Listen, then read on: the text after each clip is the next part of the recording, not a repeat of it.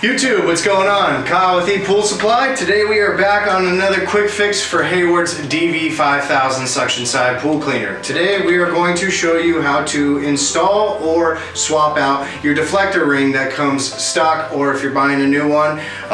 Real simple quick fix. Stay tuned.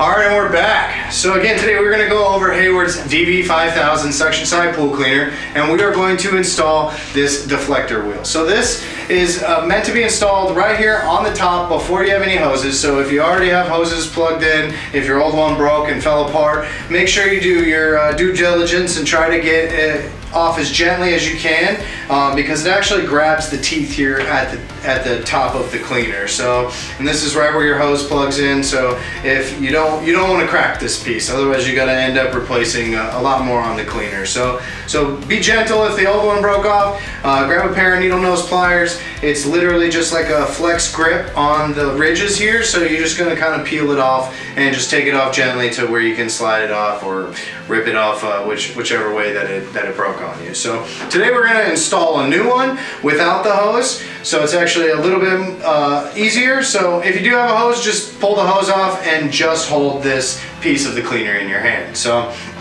as you can see on the deflector wheel, it actually has these ridges on the bottom. These are what are going to grab the edge. So you don't want to install it up like that, because it's not going to hold on to the cleaner itself. So you want to make sure that it's face down. And from there, it's pretty simple. You just literally push it down. You hear that little click?